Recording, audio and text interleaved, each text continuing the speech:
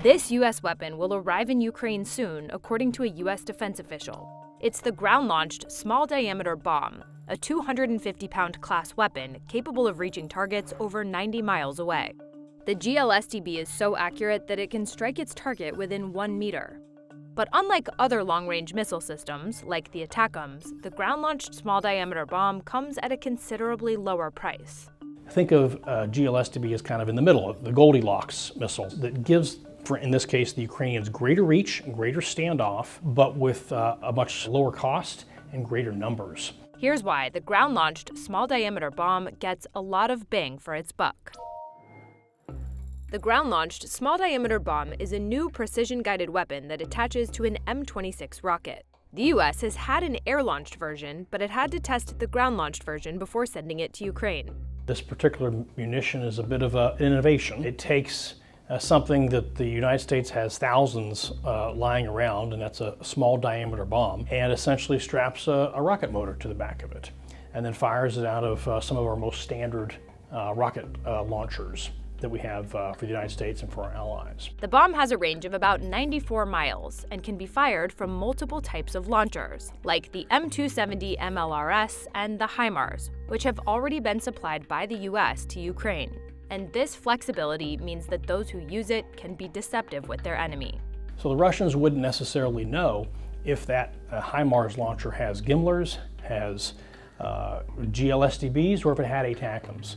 And frankly, you could have mixing and matching of those things. And we want to use that uncertainty to the benefit of the Ukrainians. The bombs are unpowered but are equipped with wings, which allow them to glide to their targets. The glide feature allows you to come in from a non-predictable angle. You can shoot off axis and then come in from the side or from behind. And so if you're the Russians and you have your air defenses pointed in one particular sector, one direction, you might not be looking in every direction all at once. So you take that ability to glide to a target, and then you attach that rocket engine to the back, and all of a sudden you've got range and you've got a little bit more speed.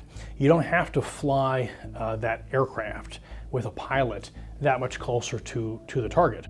The GLSDB flies slower than the ATACMS and other ballistic missiles, which makes it more likely to be spotted by adversaries, but also allows it to be more precise. So you're trading some speed to get greater range and to get greater accuracy and to get the different flexibility for how you approach the target.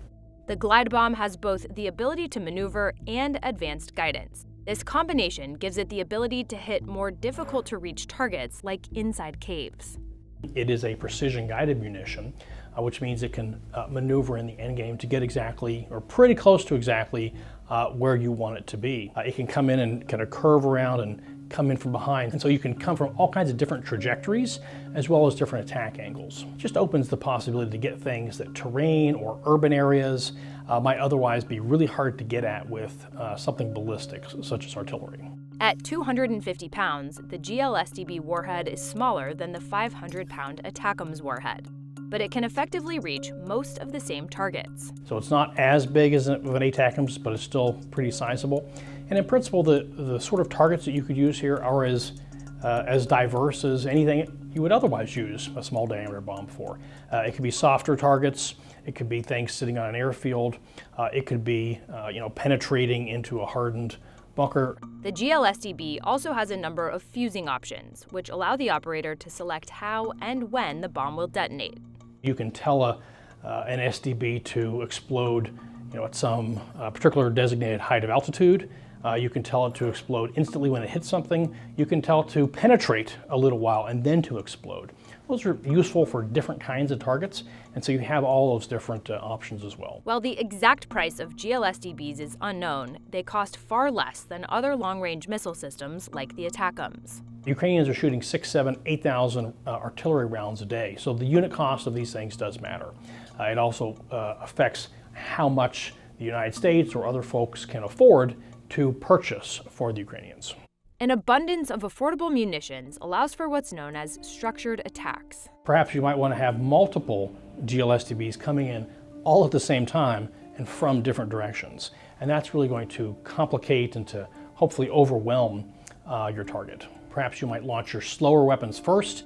They start coming in from different angles, and then you time your faster moving ballistic GMLRS or ATACMS to come in, and everything kind of arrives at the same time. The prospect of having structured attacks that can really confuse and overwhelm a defender begins to get pretty interesting. The GLSDB won't be Ukraine's most powerful or longest range weapon, but it will add significant flexibility for attack operations as well as capacity. The wings really give you the flexibility to have that aerodynamic maneuverability from whichever direction, whichever axis you want to come in from. You may be able to launch them this way, and then they begin to glide and come back from behind, all different directions. The GLSDB could be a powerful tool to slow down Moscow's continued assaults on Ukraine. And its lower cost and existing stockpile means Ukraine could get more of them, although it's unclear how many GLSDBs the US will deliver.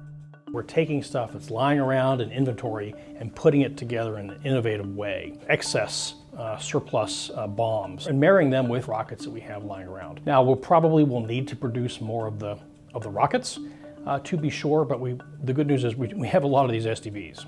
And while the stockpile will eventually run out, it's not about looking for the perfect solution here. It's looking for the good enough solution. It's looking for the solution that keeps the Ukrainians away from defeat and pushes the Russians back. And so it's really putting a particular munition within this much larger picture so that Ukraine can repel the invader.